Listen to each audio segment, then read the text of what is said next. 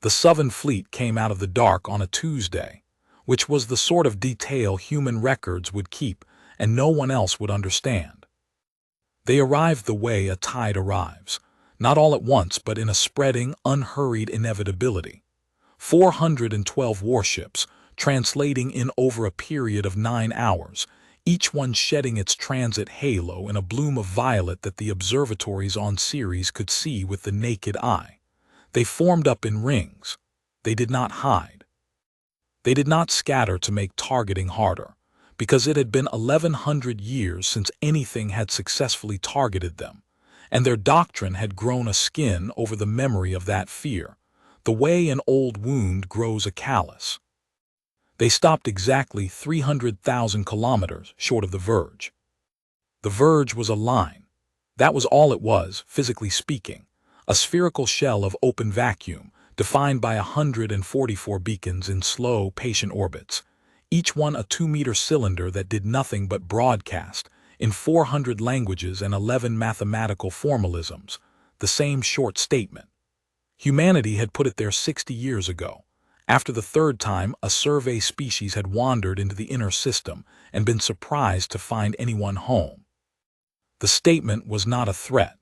It had been argued over for 11 years by people who understood exactly how easily a threat becomes a lie. It read in the human version: "Beyond this shell lies an inhabited system. You may pass through it under power without weapons live. You may trade. You may ask for water, air, repair, or shelter, and it will be given. If you cross with weapons live, or if you fire upon anything within, you will be warned once in person by the hand that will answer you. There will be no second warning and there will be no negotiation after it. Please believe us. We are asking you to believe us." The Suvren had been listening to that broadcast for 6 days while their fleet assembled. They had it translated. They had it analyzed. Their linguists had flagged the last 2 sentences as anomalous, an appeal, where a species of their acquaintance would have put a boast, and their doctrine officers had filed the anomaly under the heading * cultural softness, advanced stage, which was a heading that already had 1100 years of entries under it and had never once been wrong. Grand Marshal Thren Vaskar read the file on the 6th day, standing on the flag deck of the * reduction, absolute with his hands folded behind his back, and the whole slow architecture of his fleet spread out across the plot in front of him like a body he had grown himself. He was old by the standards of his people, and he had taken 41 worlds, and he had never in his life sent a warning. "They want us to believe them," he said. "They want us to be afraid," said Shipmaster Ulo Serial, who stood at his left and who was not old, and who had been reading the same file for 6 days and finding, each time, that it did not sit right in the place where files sat. "No," Vaskar tilted his head. The plates along his jaw shifted the way they did when he was genuinely interested, which was rare enough that half the deck noticed. "A species that wanted us afraid would tell us what they have, count it, name it, show us the teeth. They have told us nothing. They have told us only that they will ask us politely one time to stop. Which suggests they have nothing to name. Which suggests," Vaskar said, "that they are the kind of creature that thinks manners are a weapon." He turned away from the plot. "Take us to the line. Weapons live." Grand Marshal. "Weapons live, Shipmaster. Let them send their one warning. I would like to see what a warning looks like." 400 million kilometers away, in a room that had been carved out of the roots of a mountain before anyone alive had been born, Lieutenant Cassia Odira was being told, for the 4th time that morning, that she was too young. She was 26. She had been Warden Designate for 11 months and Warden for 6 days, since the moment the Suvren transit halos had bloomed on the long-range plot, and the standing rotation had put her name at the top of the list, and nobody had been able to think of a lawful reason to take it off. The room was called the antechamber, which was the least imaginative name any human had ever given to anything, and it was the only room in the entire complex that felt like it had been built by people. Everything below it did not. The antechamber had chairs, a table of pressed bamboo, a coffee machine that had been broken since before Cass was born, and that no one would replace because it had become a kind of shrine. There were 11 people in it, and 9 of them were more senior than she was, and 8 of them had spent the morning finding new ways to say the same thing. "It isn't about your competence," said Undersecretary Bell, who had said this twice already and clearly believed it less each time. "It's about optics. You will be standing in front of 400 warships. You will be the face of the species.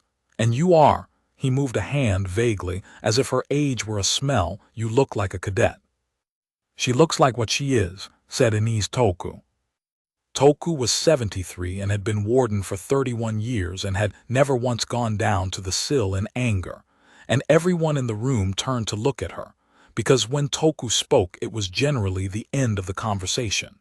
She was sitting with her hands around a cup of tea, and she had not raised her voice, and she did not now. "The law is not a suggestion," Toku said. "The mouth that warns is the hand that answers. That is not tradition, Undersecretary. That is the only reason any of this is survivable. If we let one person do the talking and another person do the killing, then the talking is theater and the killing is easy, and inside of a generation we are exactly the thing the understructure was left here to sleep through." She sipped her tea. "Cass goes. Cass warns them. If they cross, Cass answers.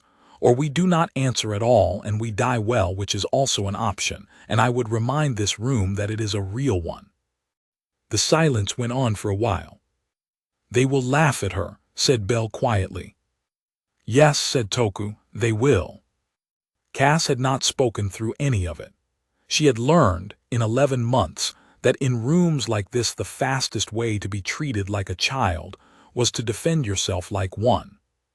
So she sat with her hands flat on the bamboo, and she looked at the ruined coffee machine, and she thought about the shape of the words she was going to have to say, and about the 61,000 people currently sitting on the other end of them, who did not know yet that she existed. When the room finally emptied, she stayed. Toku stayed with her. "You're afraid of the wrong thing," Toku said. "I'm afraid of a lot of things, fairly efficiently, in parallel." "You're afraid they won't listen." The old woman set her cup down. "Everyone is the first time. It's the wrong fear. Listen to me, because I will not get to say this to you twice, and I have wanted to say it properly to someone for 31 years. She leaned forward. "You are not going out there to stop them. You cannot stop them. Nothing you say will stop them, because the kind of fleet that crosses 400 million kilometers to take a world has already had every conversation with itself that it is going to have. You are going out there to tell the truth. That is all. You will tell them exactly what is true, and you will offer them exactly what we are willing to give, and you will mean every word of it, because if you do not mean it, you will not be able to do what comes after. Because it won't wake up. Because you won't be able to live, Toku said. The understructure will not wake for a liar, that's true, but that's the smallest reason. The real reason is that you are 26 years old and you are going to spend the next 60 years of your life inside whatever you do this week. So do it clean. Give them everything. Offer them water, offer them 100 years of passage, offer them the sky. And when they laugh at you, let them. Their laughing is not your business. Your business is the offer." Cass looked at her hands. "And if they cross?" Toku's face did not change exactly. Something behind it did. "Then you go down," she said, "and you count." The understructure had been under everything for a very long time. Nobody knew how long, which was itself a fact that had taken 40 years to establish, because the ordinary methods of dating a thing all assumed the thing had been made of matter that decayed. The lattice did not decay.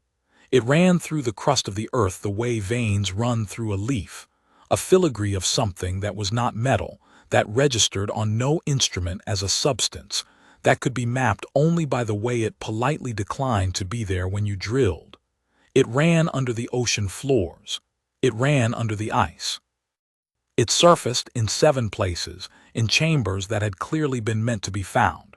Rooms with floors, with a scale that fit a human hand, with a single raised sill of pale material at the center that had been worn smooth in a shape that fit human feet, though it had been worn smooth before there were feet. It was also on the moon. It was on Mars under the Elysium Plain. It threaded the belt like a rumor. Where its reach ended was known to about 2 decimal places, and had been the subject of a great deal of very careful, very frightened mathematics. It faded out somewhere past the second asteroid belt resonance, roughly 2 astronomical units from the Sun, in a soft-edged sphere that had turned out, and this was the fact that had kept a generation of physicists awake, to be almost exactly the shape of the inhabited system. It had been left there, left and not abandoned.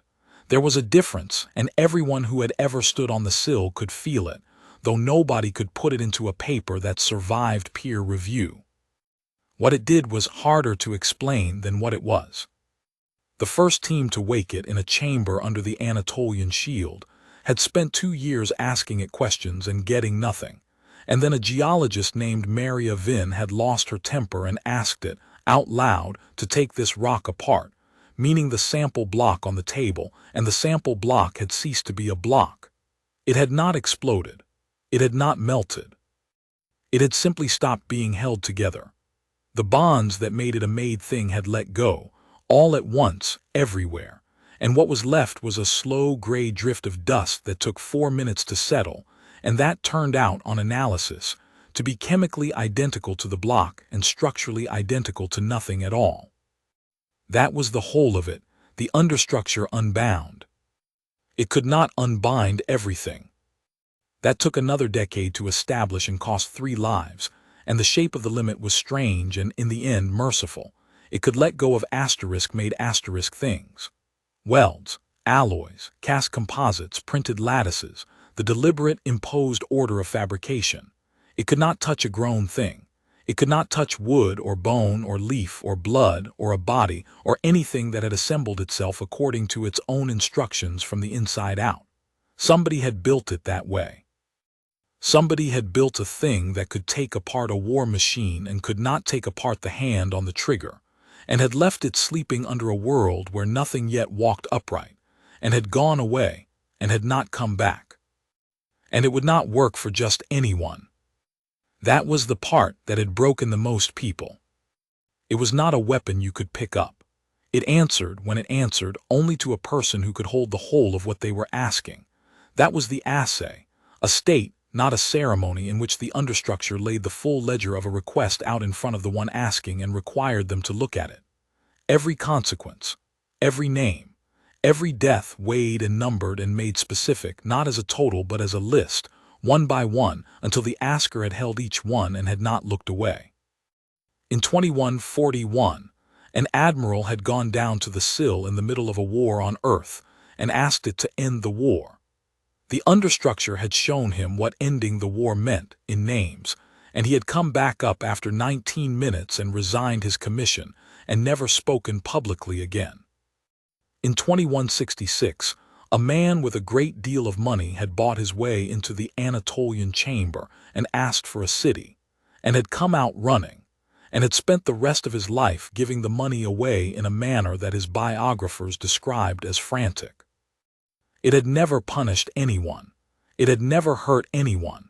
It simply showed you the true price, and it turned out that almost nobody in the history of the species could look at the true price of what they wanted. 31 people in 106 years had been able to. They were called wardens. There were 4 alive. Cass was the 4th, and the youngest, and the only one whose name was currently at the top of the standing rotation, and she had passed her assay 11 months ago on a request so small that the examining board had argued for a week about whether it counted. She had asked the understructure to unbind a single seized bolt in a collapsed mine shaft in Karuna, 800 meters down, with 4 people trapped behind it, and the ledger it had shown her had included, among other things, the exact probability that the shaft would come down on top of the rescue team as a result, and the names of the 6 people on that team and their children. She had looked at all of it. It had taken her 40 minutes. Then she had said yes, and the bolt had let go, and everyone had lived, and she had gone outside into the Arctic dark and been sick in the snow and then gone back in and filed the paperwork. Toku had read the file and written a single word in the margin, which was the only recommendation she had ever given her. The cutter that took Cass out to the Verge was called *Courtesy*. She was 90 meters long and she carried no weapons at all, not even the point defense that regulations technically permitted, because the whole legal weight of what she was doing depended on her being unarmed and everyone aboard knowing it. She had a crew of 9.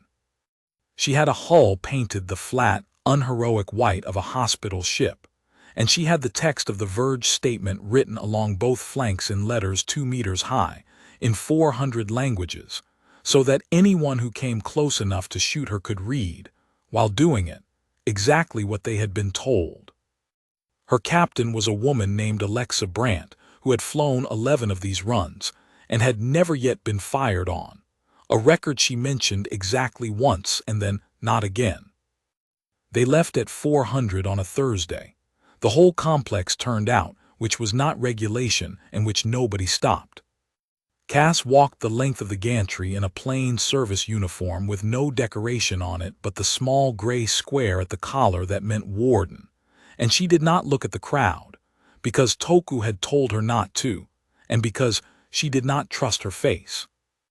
At the airlock, Toku caught her sleeve.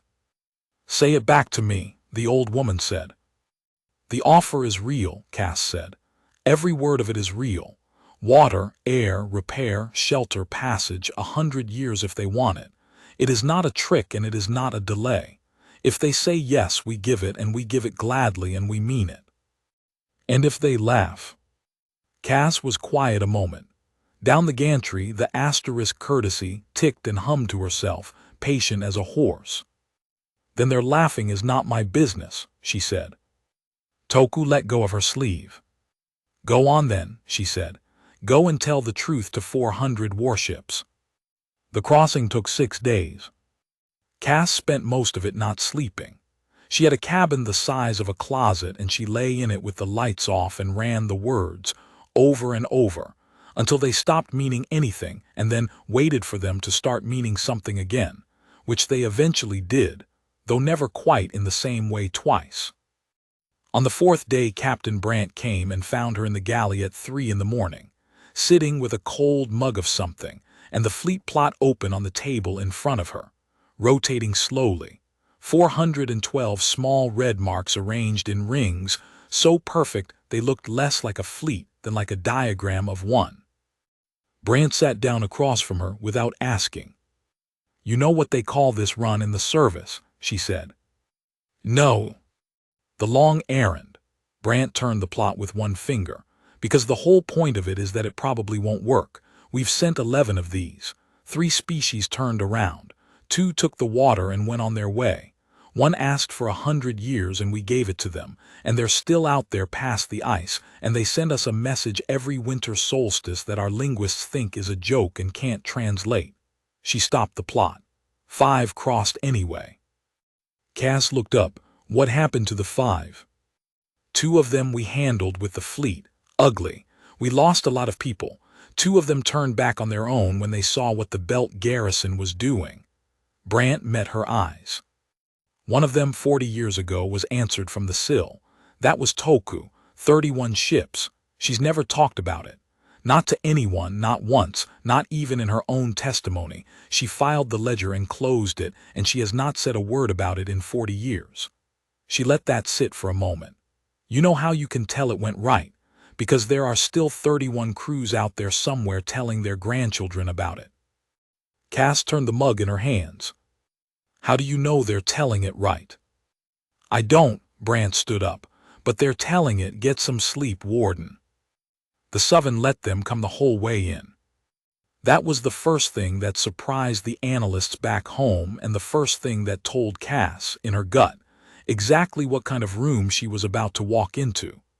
There was no challenge, no hail, no demand for identification. The Courtesy crossed the last 100,000 kilometers under a steady quarter burn with her running lights blazing and her hull text lit, and the rings of the Southern Fleet simply opened for her, ring by ring, the way a crowd opens for someone they want to get a better look at. They were beautiful ships. Cass had not expected that, and she was angry with herself for it. They were long and dark and fluted, and they carried their weapon spines along their backs like the dorsal fins of some deep-water thing, and they were arranged in 3 concentric spheres around the flagship, with a geometric perfection that no human fleet could have held for 10 minutes. Every one of them had its weapons live. The plot showed it. 412 ships, 6,000 emitters, all of them at full charge, all of them tracking the 90-meter white cutter drifting through the middle of them with the text of a promise written on her flank. "They want you to see it," Brant said quietly. "The whole thing. They opened up so you'd have to fly through it." "Yes," Cass said. "That's a good sign, actually." "How?" "Because it means they're performing," Brant said. "People who are performing can still be talked to. It's the ones who don't bother that scare me." The asterisk reduction absolute was 2 kilometers long. When it finally filled the forward screen, Cass found that she had stopped being frightened, which she recognized as a bad sign and a temporary one. She stood up. She checked the collar of her uniform. She checked twice that the recorders were running, all 4 of them, because the whole thing had to be on the record and the record had to be complete. And then she walked down to the forward compartment where the transmitter was, and she sat down in front of the lens and she said, "Put me through." They put her on the flag deck screen at 3 times life size, which was a Southern courtesy, and also, everyone on both sides understood, a joke. Grand Marshal Vaskar looked up at the enormous face of a girl. That was his first thought, and he would remember it later with a precision that would not do him any good at all. A girl. Human females were difficult to age by eye, but this one was unmistakably young, the skin still tight over the bones, the eyes still doing that thing that young eyes did, moving too much, taking in too much. She wore no insignia except a small gray square. She was sitting very straight in a chair on an unarmed ship in the middle of his fleet, and her hands were folded in her lap and she was not shaking. "I am Lieutenant Cassia Odira," she said, and the translators put it out across 412 bridges at once, "and I am here to give you the warning." The flag deck went very quiet. "By the law of my people," Cass said, "the person who delivers the warning is the person who answers if it is refused, so I am not a messenger. I want that understood before anything else because it changes what this is. There is no one behind me who will decide. I am not carrying words from someone else's mouth. Everything I offer you, I am offering. Everything I say we will do, I will do. My hand. Mine." She let that sit for exactly as long as it needed to sit, and no longer. "Here is what we are offering. You may pass through this system without weapons live on any heading you like and we will not touch you. If you need water, we will give you water. There is more of it here than we can use and we will not sell it to you, we will give it. If you need air, air. If you need repair, our yards at Ceres and at Mars are open to you, and our crews will work on your hulls, and we will not charge you and we will not board you.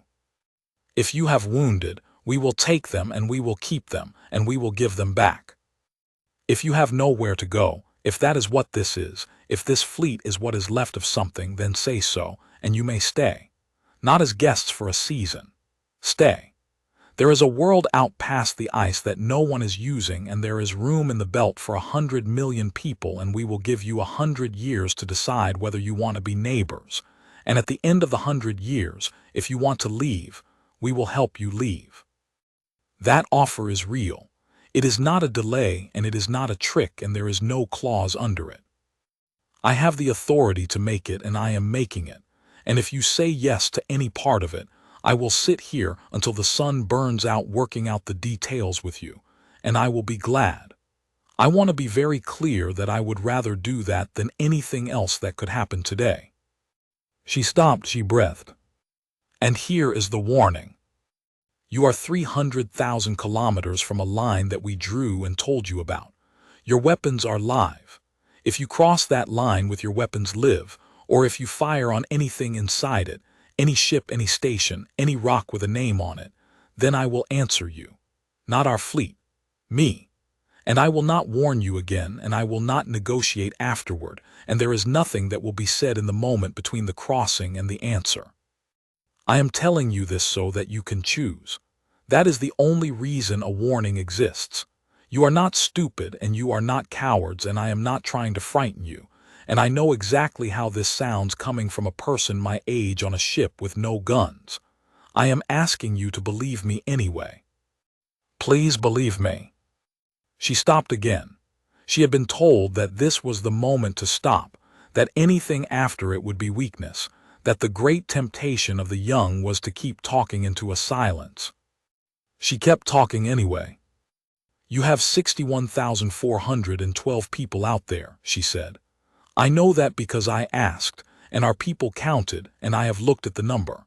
I am going to look at it again later, in a way that I do not think I can explain to you.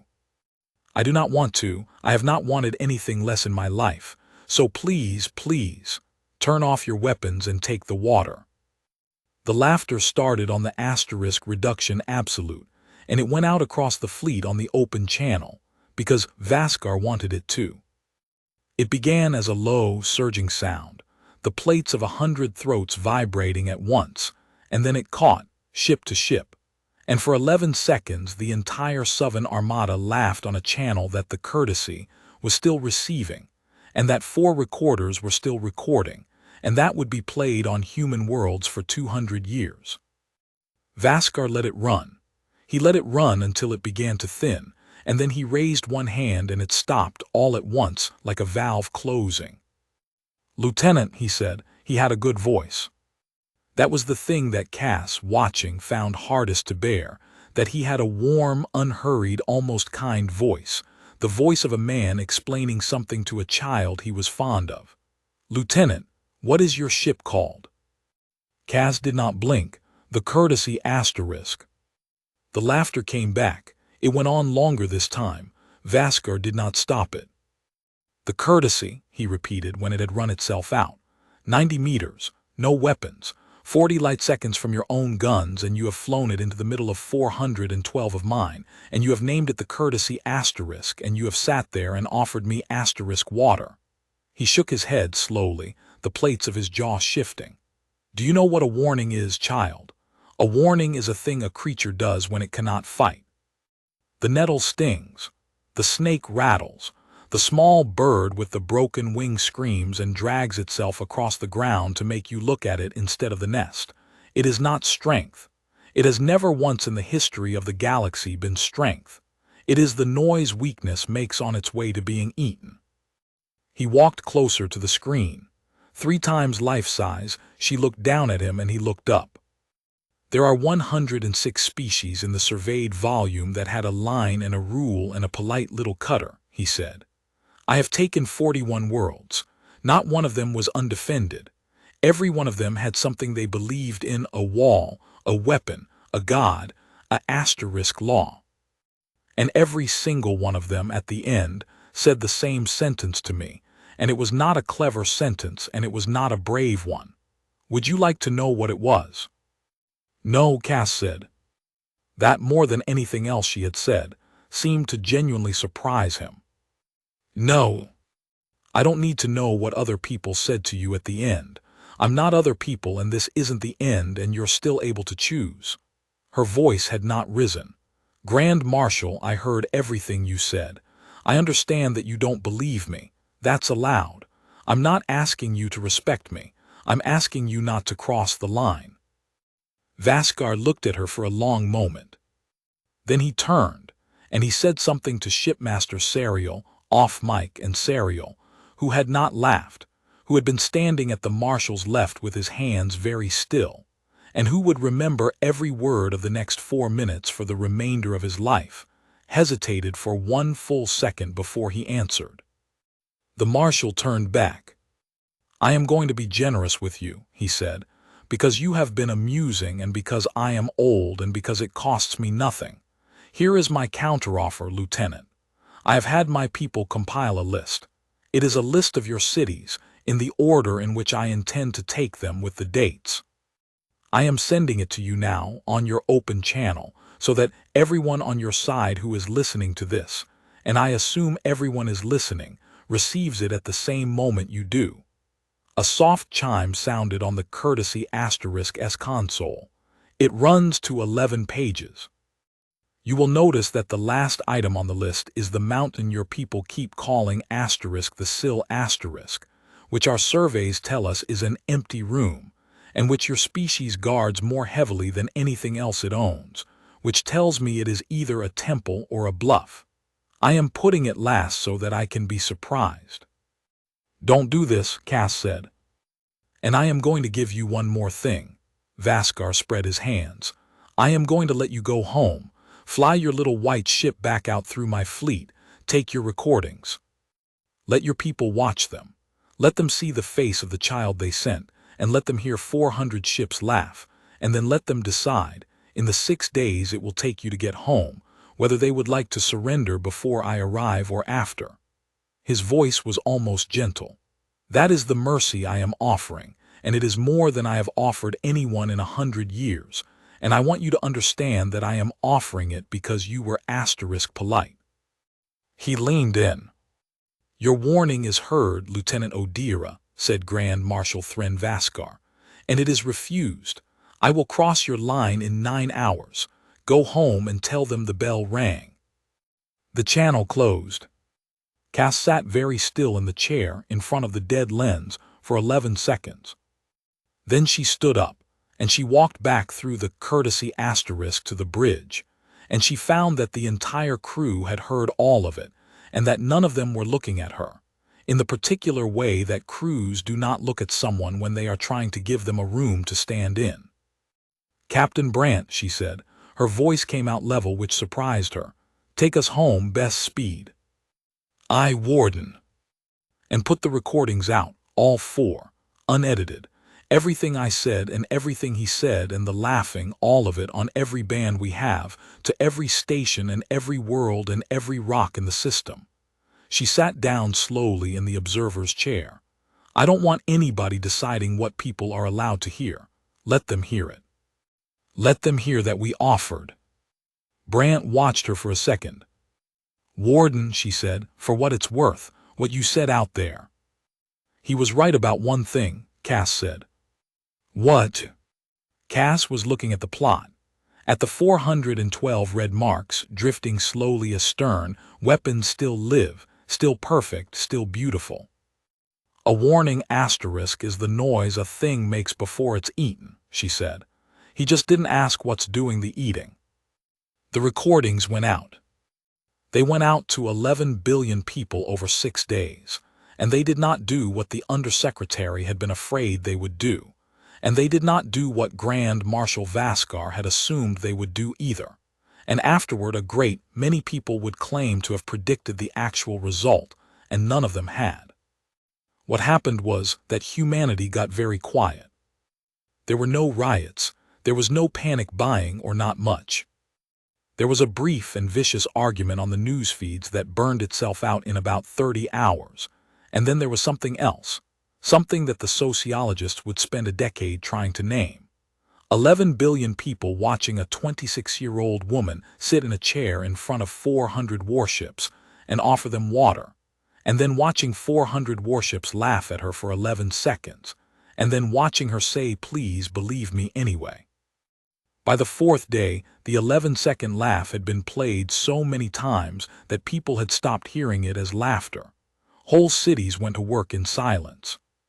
The relief committees on Mars, which had been arguing about evacuation logistics, quietly began organizing something else instead. Hospital berths, water tenders, air scrubbers, 40,000 emergency pressure blankets, staged at Ceres and at the belt yards, with no explanation attached and no one asking for one. Nobody had told them to. Somebody in a warehouse in Tharsis had simply looked at the number asterisk 61,412 asterisk, which Cass had said aloud on an open channel to the fleet as an argument, and had started stacking blankets. Inez Toku watched the feeds from the antechamber with her tea going cold and said to no one, "There it is." The Suvren crossed the Verge 9 hours after the asterisk courtesy, left, exactly as promised, because Vaskar was a man who kept his word about the things he intended to do. The 144 beacons were still broadcasting.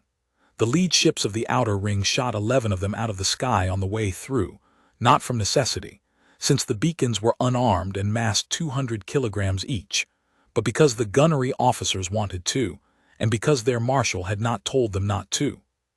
The beacons came apart in small, silent flowers of debris, and the remaining 133 went on broadcasting the same sentences into the wake of the fleet. You may pass through without weapons live, you may trade, you may ask for water. 4 hours later, the fleet came within range of Faramark. Faramark Station was a survey platform, a spindle, 4 rings, 212 people.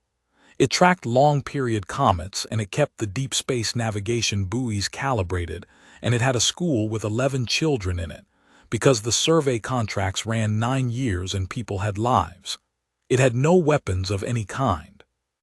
It had a hull of laminated ice and cheap steel, and it had been painted, at some point, by a crew with time on their hands, so that from the outside it looked like a child's drawing of a sun. The station saw the fleet coming for 6 hours. They had time to run. They did not run, because there was nothing on Faramark fast enough to outrun a warship, and because the station master, a man named Oyalaran, had done the arithmetic and worked out that the only thing they could still do that mattered was keep the long-range array up and pointed at the fleet, feeding telemetry back to Ceres. Every hull number, every emitter signature, every drive harmonic, the entire order of battle, in detail no other sensor in the system could get. They kept it up for 4 hours and 11 minutes. Faramark broadcast until the end. The last transmission was not a scream and it was not a curse. It was Station Master Oyalaran's voice, calm, reading off the final block of drive harmonic data, and then a pause, and then, "That's the last of it. That's everything we have. Ceres, confirm receipt." Ceres confirmed receipt. "Good," Oyalaran said. "Tell the warden we got it all." 212 people, 11 of them children. The Suvren gunnery logs, recovered later, showed that the station had been engaged by 4 ships of the second ring using the standard reduction pattern, and that the whole thing had taken 19 seconds, and that the officer who ordered it had noted in his log, as doctrine required, the tally of what had been taken. He had written 1 installation, no resistance, no value.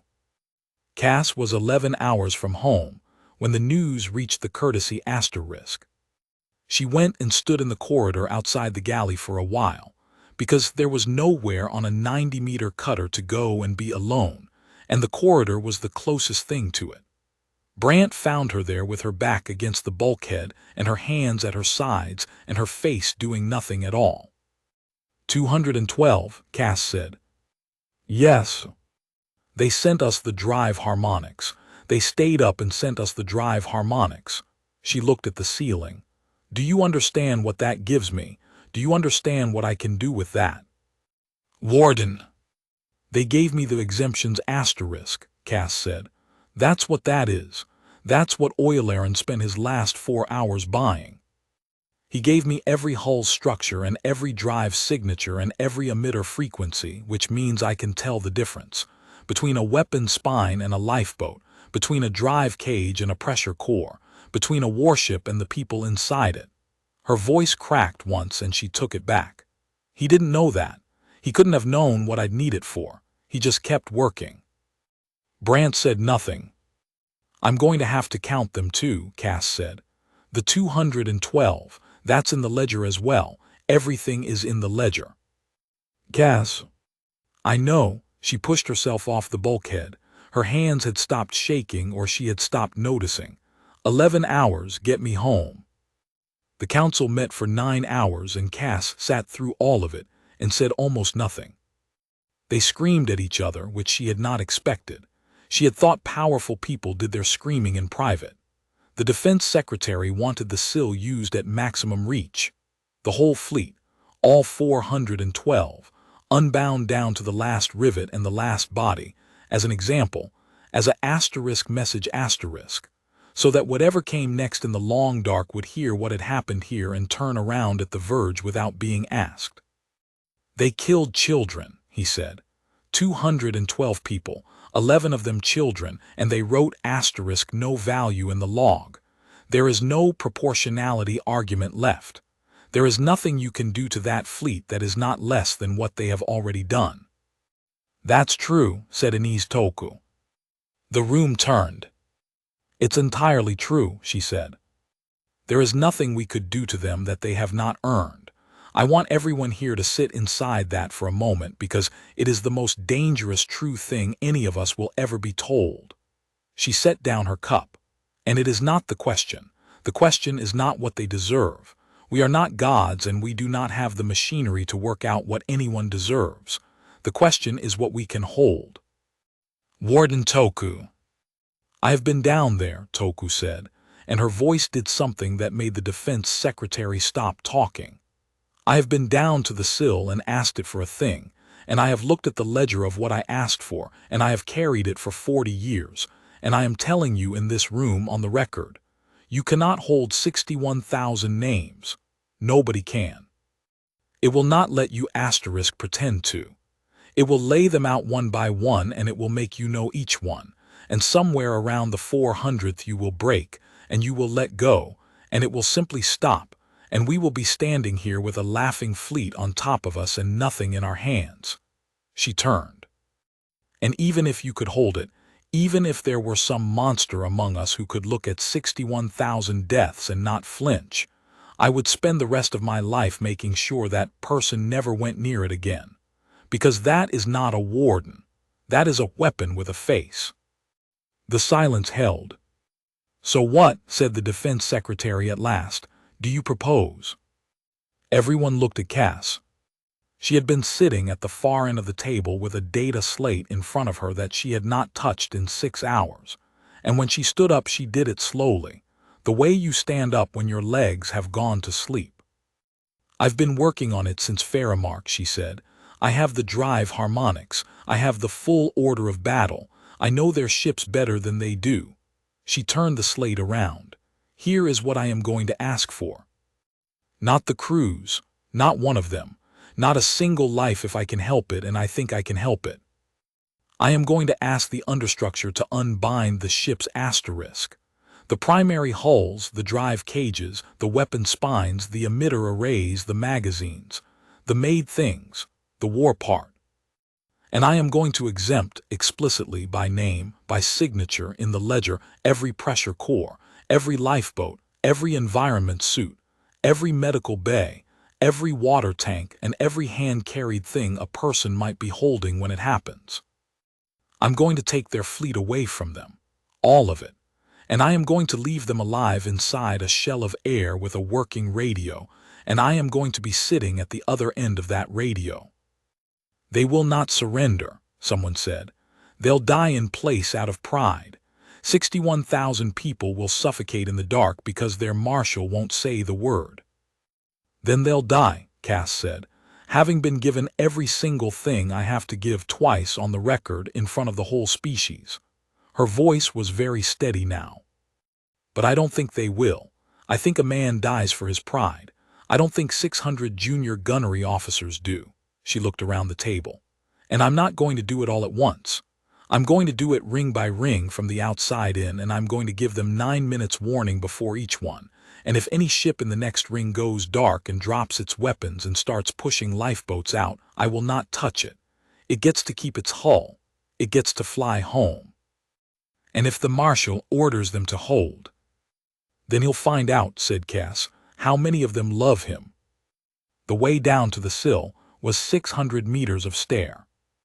There was an elevator. Nobody used it. The stair had been cut by the people who built the complex, and it was steep and plain and unlit except for the small lamps at the turns, and it had become tradition to walk it, not out of ceremony but because 31 wardens in 106 years had all independently discovered the same thing, that you needed the time. Cass walked it alone. She had a jacket on because it was cold down there, and she had a data slate she did not need, and she had, folded in her breast pocket, a piece of paper that Toku had given her at the top of the stair. She had not read it yet. It was not the moment. The chamber at the bottom was not large. That surprised everyone the first time. It was about the size of a chapel, and it had a floor of the pale, worn material and a ceiling that could not be resolved by any instrument or any eye. And in the middle of it there was a low step, a sill, a threshold, a raised lip of stone the length of a human stride, smooth in the middle where 106 years of feet had stood, and smooth around the edges where something else had. Cass took off her boots. That was not regulation either. Toku did it. Everyone did it. She stepped up onto the sill. And the understructure woke under everything, all at once, the way a mountain would wake if a mountain could, not a sound, not a light, not any of the things the early teams had gone down expecting. Just a sudden, enormous, patient asterisk attention, running out from under her feet through the roots of the mountain and out under the ocean floors and out under the ice and out through the moon and Mars and the belt and the long empty places between. A thing the size of the whole cradle of her species, awake and turned toward her and waiting to be asked. Cass stood on the worn stone in her socks with her hands open at her sides. "My name is Cassia Odira," she said out loud because you always did. "I am the warden I am asking." And the ledger came. It did not come as words. It never did. It came as asterisk knowing, laid out with a patience that was the most terrible thing about it, because the understructure was not in a hurry, and it did not care that there was a fleet inbound, and it would take exactly as long as it needed to take to be sure that she understood what she was asking for. It began with the ships. 412 hulls, and it showed her each one, and it showed her what unbinding it meant not as a spectacle but as an inventory. It showed her the asterisk Varith Ascendant asterisk, 1,700 meters, 40 years in a yard around a star she would never see, and the hands that had welded her spine, and the fact that those hands were dust now, and the fact that she was about to make the work of them dust too. It showed her the murals. 7 warships had murals inside them, long painted histories running the length of the spinal corridors, done by the crew, added to by every crew, going back sometimes 800 years. It showed her those. It made her look at them. It made her understand exactly what she was proposing to erase, and it did not editorialize, and it did not stop. She held it. It took a long time. Then it showed her the people. 61,412 of them, and it did not give her a number, because the understructure did not deal in numbers. Numbers were how you looked away. It gave her them, one at a time. It gave her a gunner in the 3rd ring who was 19 and who had a younger sister and who had joined because the sister was sick and the service paid the medicine. It gave her a cook. It gave her a navigator on the asterisk reduction absolute who had been writing a letter for 11 years and had never sent it. It gave her shipmaster Ulo Serial, who had not laughed, and it showed her precisely and unsparingly the fact that he had not laughed, and that this did not make him innocent and did not make him guilty, and was simply, exactly true. It gave her the 11-second laugh from inside. It gave her what it had felt like to be in it. And then it laid out beside each one the thing she was actually asking, not this one, not this one, not this one. 61,412 times, the understructure showed her a life and required her to say what she meant, and each time she said the same thing, and each time it cost her something she was not going to get back. It took, by the clock at the top of the stair, 4 hours and 9 minutes. Somewhere in the middle of it, she remembered the paper in her pocket and took it out with hands that were not entirely hers and unfolded it and read, in Toku's small upright hand, 7 words. "They are not yours, give them back." Cass laughed one broken breath, alone, 600 meters under a mountain, standing on a stone older than her species. "Yes," she said, "all right. Yes." And the understructure which had been left there by somebody, a very long time ago, for exactly this and for nothing else, considered the whole ledger she was holding. The 412 hulls, and the 800 years of murals, and the 212 at Faramark, and the 61,412 she was refusing to take. Every one of them held, every one of them looked at, none of them looked away from. And it agreed. On the flag deck of the asterisk reduction, absolute asterisk, 110 million kilometers inside the Verge, Grand Marshal Thren Vaskar was told that the human girl was on the open channel again. "All bands," the signals officer said. "Every band we have, she's not even encrypting." Vaskar was in a good mood. The fleet had made better time than projected, the outer stations had folded without a fight, and the tally so far read *1 installation, no resistance, no value *, which was the tally of a campaign that had not yet begun to be interesting. He had been slightly disappointed. He had been hoping, in a way he would not have admitted to his own staff, that the girl's little speech had meant something. It was a very long way to come to take a world that would not even make him work for it. "Put her on," he said, "fleet-wide, let everyone hear." She came up on the great screen, and she was not sitting in a chair on a ship this time. She was standing barefoot on a stone floor in a room with no visible ceiling, and behind her there was nothing at all, not a bulkhead, not a wall, just a darkness that the asterisk reduction absolute asterisk S optical suite kept trying to focus on and failing, and reporting in a small dry line of text at the corner of the screen as asterisk no return. She looked exhausted. There was something in her face that had not been there 6 days ago, something that had been set down and picked back up and was now being carried, and every officer on that deck who had ever carried anything recognized it, and a few of them went quiet. "Grand Marshal Vaskar," she said, "this is Warden Cassia Odira. I'm speaking to your whole fleet. Please have your officers listen, because what I am about to say is going to save most of their lives, and I do not want anyone to miss it because of the chain of command." "By all means," said Vaskar expansively. "The floor is yours, child." "You crossed the line," Cass said. "You destroyed the beacons. You destroyed Faramark Station, and you killed 212 people who could not shoot back, and your officer wrote *no value in the log. I have read the log. I have looked at the 212, all of them. I want you to know that I have." "Then you understand." "I am answering you now," she said. "I told you I would, and I am. This is not a negotiation. There is nothing you can say to me that will change what happens in the next 27 minutes. But there is something you can do and I am going to explain it clearly and only once, and then I am going to start." Something in the room shifted. Vaskar did not notice it. Shipmaster Ulo Serial, standing at his left with his hands very still, did. "Here is what is going to happen," Cass said. "I am going to take your ships apart. Not your crews, your ships. The hulls, the drives, the weapon spines, the magazines, the emitters, every part of your fleet that was built to kill. I am going to unmake it. Where those things are, in 9 minutes there will be dust. Your pressure cores will not be touched. Your lifeboats will not be touched. Your suits, your air, your water, your medical bays, and anything you are holding in your hands will not be touched. I have specified this. It has cost me more than you will ever understand to specify it, and I have specified it exactly, ship by ship, using the telemetry that 212 dying people spent 4 hours sending me. Your survival is the last work of the station your gunners called *no value. I want that on your record. I want it in your murals if you paint them again."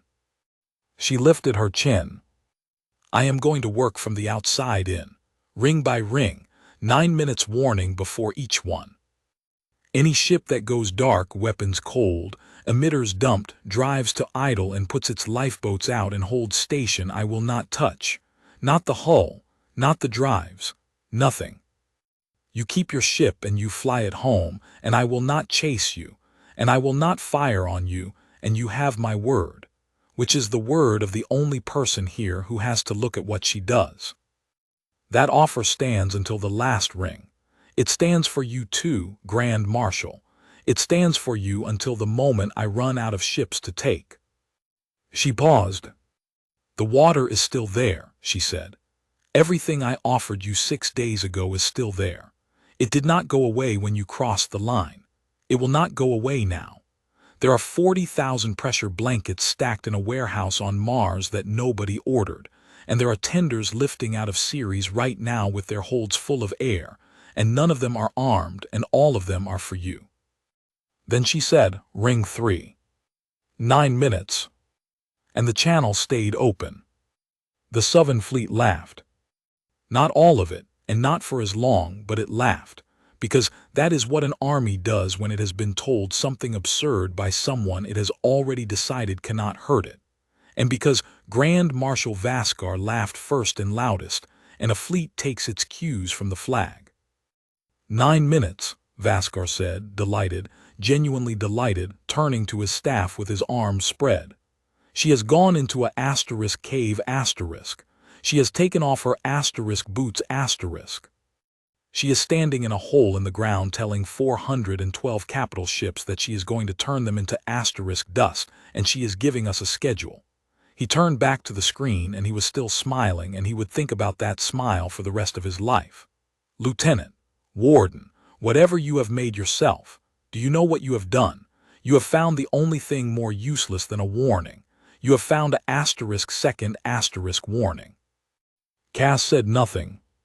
Third ring, said the Marshal to his signals officer still watching her. Send them my compliments. Tell them to hold formation, weapons live, and to increase to attack speed. Tell them that in 9 minutes I would like them to do something amusing. He looked up at the enormous, silent, barefoot girl in the cave, and put a targeting solution on that mountain. Shipmaster Serial said quietly, Grand Marshal. Shipmaster. Request permission to bring the flag's lifeboats to standby. The flag deck went very still. Vaskar turned. He looked at his second for a long moment, and the plates along his jaw did not shift at all. On what grounds? Standing doctrine, Serial said. Article 9. Any officer may bring boats to standby without stating a cause. It costs nothing, Marshal. It costs nothing. You believe her? I believe, Serial said carefully, that she is not lying, which is not the same thing and which frightens me more. Vaskar looked at him.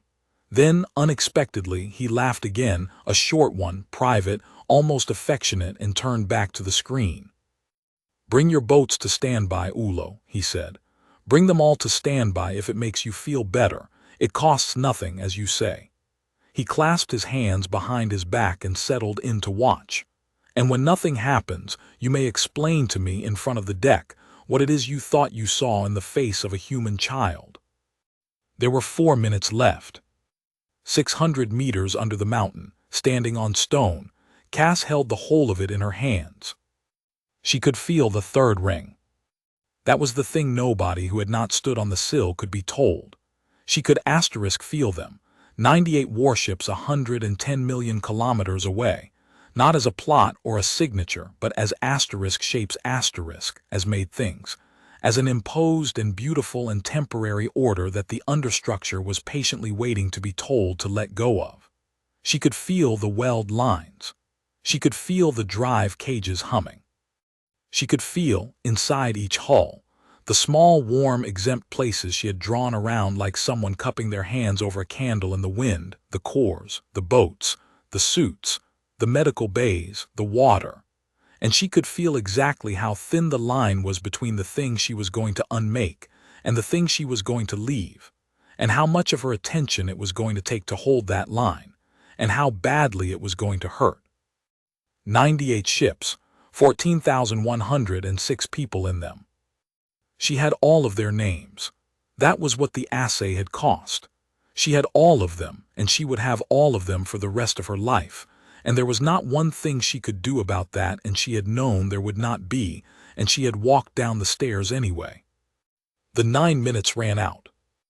Nobody in the third ring had gone dark. Nobody had dumped their emitters. They had increased to attack speed in formation, exactly as ordered, with their weapons live and their gunners laughing. Cass closed her eyes. "I'm sorry," she said to nobody, to all of them. And then she said the other thing, the true thing, the thing the understructure had required of her and would require again. Not the people. And 98 warships came apart. There was no light. That was what broke them. Every officer in the Suvren fleet had spent their life around weapons, and a weapon is a thing that announces a flash, a flare, a bloom of hard radiation, a shockwave, a scream on every band. Their entire nervous system, as a species and as a service, was calibrated to the arrival of violence. Nothing arrived. The 98 ships of the third ring simply stopped being ships. The hulls went first, 1,700 meters of layered alloy, welded and cast and printed and forged over 40 years, letting go of itself all at once, everywhere in perfect silence. The weapon spines went with them, 6,000 emitters, magazines, mounts, the whole armored architecture of the reduction doctrine turning gray and soft and formless in the space of 2 heartbeats. The drive cages unwound. The great fluted prows, the murals, the 800 years of painted history, the names, all of it gone, not exploded, not burned, simply released, becoming a slow expanding cloud of fine gray dust that caught the distant sun and hung there, glittering, enormous, beautiful, silent. And in the middle of each cloud, untouched, drifting, a pressure core, a blunt cylinder of ceramic and shielding, lights on, air holding, radio working, with 300 people inside it who had been standing on a warship 1 second ago and were now standing in a room. 14,106 people. Not one of them was hurt. The lifeboats came away clean, the suits held. In the medical bay of the Vareth Ascendant Asterisk, a surgeon looked up in the middle of a routine procedure to find that the entire ship around him had ceased to exist, and that his instruments were still in his hands, and his patient was still breathing and the lights were still on, and he stood there for 11 seconds with a clamp in his hand, and then he went back to work, because he did not know what else to do. On the flag deck of the Asterisk Reduction Absolute, the plot updated. 98 hull markers went from red to gray. Then they went away. Then, one by one, 98 small blue marks appeared where they had been, each one tagged by the Suvren fleet's own automatic classifier with the designator for asterisk survivor craft, non-combatant, distress. The laughter had stopped somewhere in the second heartbeat. Nobody could afterward say exactly when. Grand Marshal Thren, Vaskar, stood in front of the plot with his hands behind his back and looked at 98 gray clouds where a third of his fleet had been. "Sensor error," someone said. "It is not a sensor error," said Serial. 14,000, the signals officer's voice cracked. "Marshal, the cores are broadcasting, all of them, they're all broadcasting, they're alive. Every core, every boat, nobody is dead. Marshal, nobody is dead." And that, not the destruction, not the silence, not the dust, was the thing that went through the Suvren fleet like a wire pulled tight. Because a species that had taken 41 worlds knew exactly what it was to be hit. Being hit was survivable. Being hit was ordinary. Being hit was the price of the tally. What no Suvren officer had ever once in 1100 years experienced was being asterisk spared, precisely, deliberately, at scale, by someone who had just demonstrated beyond any possible argument that they could have done otherwise. They had not been beaten. They had been asterisk decided about. on 412 bridges. At once, in the ringing silence, every officer in the Southern Fleet did the same piece of arithmetic. If she could take the hull and leave the core, if she could reach through 1,700 meters of armor and pick out the weapon and leave the asterisk surgeon's clamp in his hand, then she had been able to do that at the Verge. She had been able to do that 6 days ago, sitting in a chair on a ship with no guns, asking them to please take the water. And she had asked first. She had sat in front of them and offered them a world, and they had laughed at her for 11 seconds, and she had said, "Please believe me, asterisk," and she had meant it, and she had been holding asterisk this the entire time. The channel was still open. The girl in the cave had not moved. "Ring 2, said Cass, and her voice was not triumphant, and it was not cold, and it was not anything at all except tired. 9 minutes. Then she said, "Please." The second ring broke at 4 minutes and 11 seconds. It did not break on an order. That was the part that Southern historians would argue about for 2 centuries, and the part that the Southern themselves, in the end, would decide to be proud of, though it took them 30 years to get there. It began with a frigate called the *9 Winters*, a small ship at the edge of the ring, whose captain was a woman 2 years out of the academy with 140 people aboard. She listened to the silence on the flag channel for 2 minutes. Then she looked at the plot, at the 98 gray clouds, at the 98 blue marks blinking patiently inside them, all of them alive, all of them broadcasting. Then she said out loud to her bridge, "She warned us. She warned us twice." And she dumped her emitters. The *9 Winters*, weapon charge went into the void as a harmless bloom of waste heat, visible across the fleet, unmistakable, irreversible. Her drives dropped to idle. Her boats swung out on their davits and hung there, and her running lights went to the standard 3-flash pattern that in Southern signals meant this vessel is out of the fight. For 9 seconds, nothing else happened. Then the *Hollow Coast dumped her emitters. Then the *Sarret Rising. Then 4 more, then 11 more, then a whole squadron at once, and after that it was not a decision anymore, it was a tide. Ship after ship after ship going cold across 160,000 kilometers of formation, weapon charges blooming into empty space like a field of enormous silent flowers, drives idling, boats swinging out, 3 lights flashing. Cass felt every one of them go. That was the thing she would try to explain, years later, and fail. She could feel them letting go. She could feel the shapes she had been holding in her hand stop being weapons, not because she had taken them, but because someone aboard had chosen.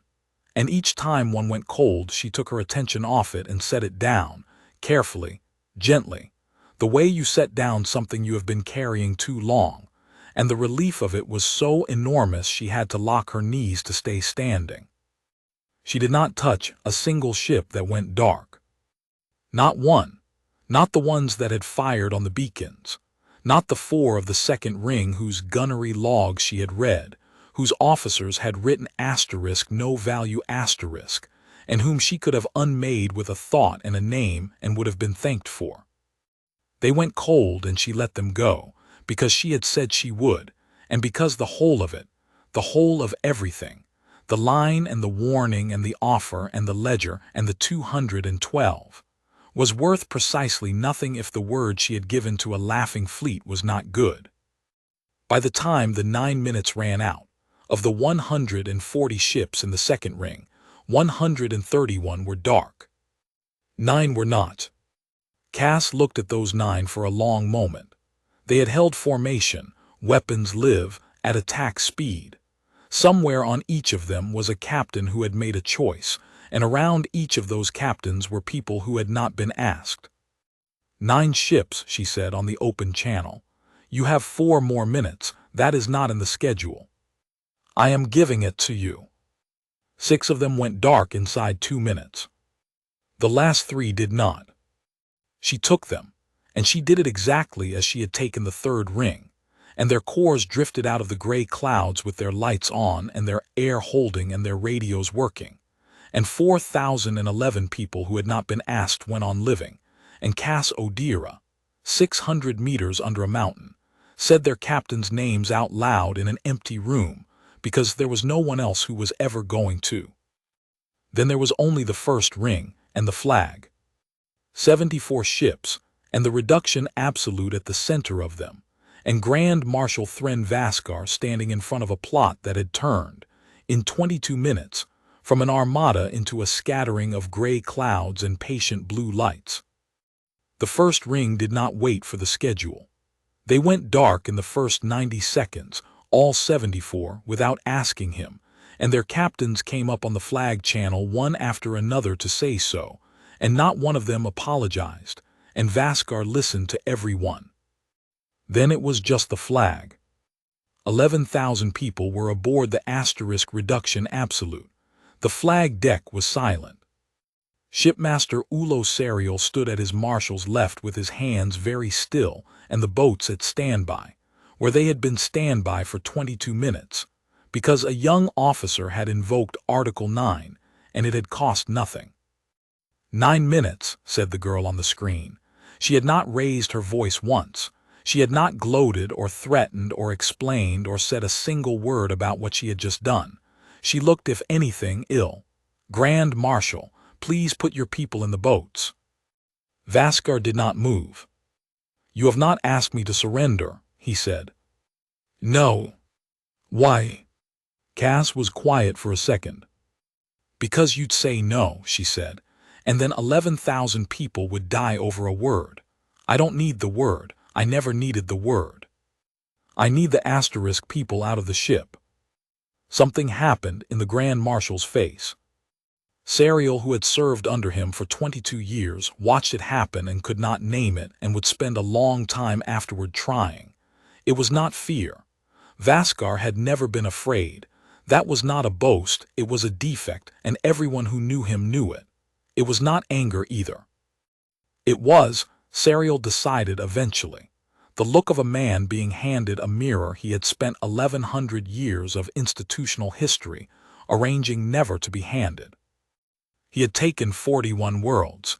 He had never once sent a warning. And every one of those 41 worlds had, at the end, said something to him. The sentence he had offered to tell her and she had refused to hear. And the sentence was always, in every language, in every mouth, we would have given you anything. And he had never believed it. Not once.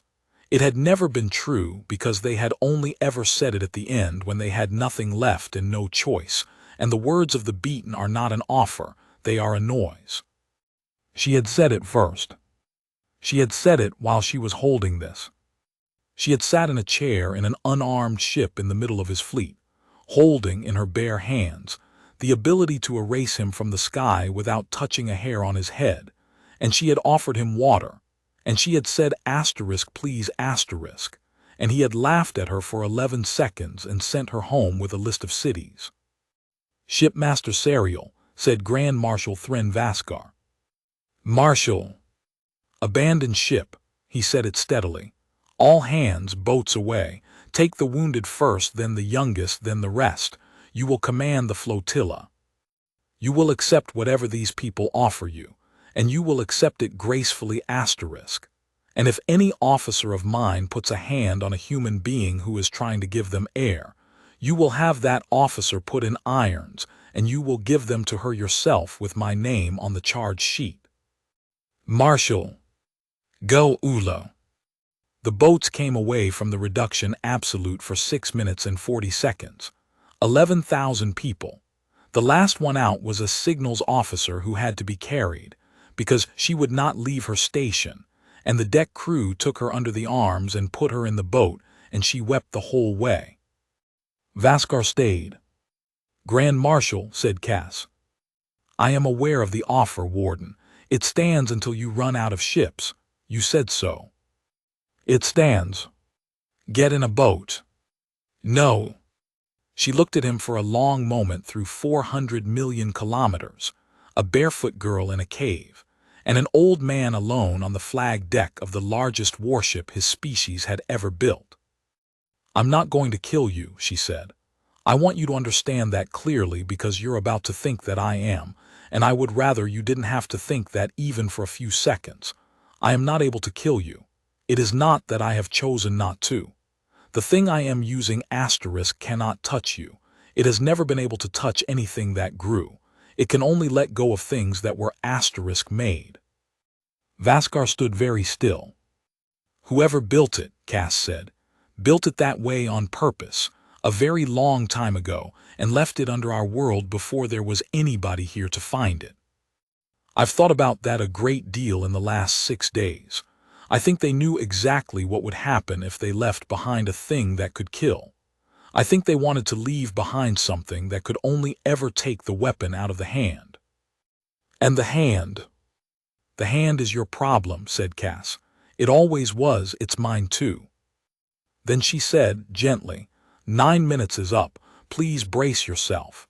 It is going to be very strange and it is not going to hurt. And she unmade the asterisk reduction, absolute asterisk. 2 kilometers of ship let go all at once. The great fluted hull, the spine, the 600 emitters, the magazines, the 40 years of yard work, the 800 years of murals running the length of the spinal corridor, every hand-painted world, every tally, every name of every ship that had ever carried the name asterisk reduction, released, silently, into a slow gray glitter that spread out across 10,000 kilometers of empty space, and hung there in the light of a sun that was not his. And Grand Marshal Thren Vaskar was left standing. On a single plate of deck, 4 meters square, that she had exempted for him, inside a held bubble of his own air, with the lights still on because she had exempted the lights. With his boots on the deck and his hands behind his back and his fleet gone and his flag gone and 1,100 years of doctrine gone, standing in the middle of the largest cloud of dust any living thing had ever made, alone, unhurt, and holding absolutely nothing. He stood there for a long time. The radio she had left him crackled. Grand Marshal, said Cassia Odira, there's a tender 11 minutes out. It's called the asterisk Kestrel. It's carrying water and blankets and it has no weapons on it. And when it comes alongside, I would like you to get on board, because the air I left you is going to last about 40 minutes and I have counted it, and I would rather not have to count it again. Vaskar looked at the dust. You warned me, he said. Yes. Twice. Yes. Why? And the girl in the cave, 600 meters under a mountain, standing on a stone worn smooth by feet that had walked away before her species learned to stand, said the only thing she had ever had to say. Because I could do this, she said. That's why, not in spite of it, because. If I couldn't have done this to you, my warning wouldn't have been worth anything. It would have been a bluff, and you'd have been right to laugh at it, and you'd have been right about my whole species. The only reason a warning means anything at all is that the thing behind it is real. Her voice was rough. I told you what would happen, and I gave you the way out, and I gave it to you 3 more times than the law required, and every single one of your people who took it is alive. All of them, Grand Marshal. All 61,412. I have their names. I will have them for the rest of my life. Silence on the radio. Get on the tender, said Cass. Take the water. They took the water. The tenders came out of Ceres and Mars and the belt yards, 140 unarmed hulls, freighters and ferries and ore haulers, and 1 very old passenger liner that somebody's grandmother had refused to scrap. And they went out into the gray clouds and they opened their holds. It took 11 days. They took aboard 61,412 Suvren, and they gave them air and water and 40,000 pressure blankets from a warehouse in Tharsis. And there was not a single incident, not one, in 11 days, which was a thing that neither species would ever fully be able to explain to the other. The Suvren were repatriated over the following year in transports humanity built for them at cost, and did not charge for, and never once mentioned again. Shipmaster Ulo Serial, who had brought his boats to stand by on Article 9, and who commanded the flotilla, and who went home and testified for 9 days, spent the rest of his career arguing his people out of the doctrine of the reduction, and mostly succeeded, and lived long enough to see the first Suvren warship laid down with a hull painted the flat white of a hospital ship, with words along both flanks in 400 languages. The understructure went back to sleep. It did not linger, or hum, or wait to be used again. The moment the last ship let go, the enormous patient attention under everything simply withdrew, back through the roots of the mountain, back under the ocean floors and the ice, back out through the moon and Mars and the belt, and was gone, and the chamber was only a room again, with a floor and a low, worn step and a young woman standing on it in her socks. Cass sat down on the sill. Then she lay down on it on the cold stone, and she stayed there for a long time. That was where Inez Toku found her, 3 hours later, having walked 600 meters of stair at 73 years old, one step at a time, without the elevator. The old warden did not say well done. She did not say anything at all. She sat down on the worn stone beside the young one, and she took her hand, and she held it. And after a while Cass turned her face into her mentor's shoulder and wept, for the 212, and for the 11 children, and for 412 ships and 800 years of murals turned to dust, and for the 3 captains who had not gone dark, and for 61,412 names she would be carrying until the day she died. Not one of them for herself. Toku held on and let her, and did not say a word, because she had been the 4th youngest warden in history once, 40 years ago, and she knew that there was nothing to say, and that this weeping on the stone was the reason the thing under the world had ever answered a human hand at all. They still play the recordings, of course, all 4 of them unedited the way she insisted. You can watch the whole of it, the barefoot girl and the laughing fleet in that order, always in that order, and it is the order that matters. Children are shown it on both worlds now. Human children are shown it so that they understand what a warning is for, and what it costs, and why the offer has to be real asterisk before you have the power to make it stick, or it was never an offer at all. And Suvren children are shown it for a different reason, and their teachers stop the recording at the same place every time, not at the dust, not at the gray clouds, not at their grand marshal standing alone on 4 square meters of deck with his hands empty and his fleet gone. They stop it at the 11 seconds of laughter. They let it run, all of it, until the sound thins out and dies. And then they ask the room the only question that has ever mattered, and it is the question that Thren Vaskar himself asked, at the end of 9 days of testimony, sitting very upright in a chair with his hands folded, when they asked him what he had felt in the moment the 3rd ring turned to dust. He had not said fear asterisk. He had not said shock asterisk, though it was that, and he had not said asterisk or asterisk, though it was that too, and it was the last thing 1100 years of doctrine had left him able to name. She told us the truth, he said, and we laughed at her for 11 seconds. And then we found out that every word of it had been true, including the part where she said asterisk please.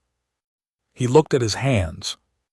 We did not lose a battle, said the Grand Marshal. We were asterisk spared, by someone we had laughed at. Do you understand what I am telling you? There is no ceremony for that. There is no tally for it. There is nothing you can do with a thing like that except carry it. Then he said the sentence that is carved now, in both languages, above the doors of the school on Ferrimark Station, which was rebuilt, and which still has 11 children in it, and which is still painted like a child's drawing of a sun. They gave us every chance, said Thren Vaskar, and we spent the only one that mattered on a joke.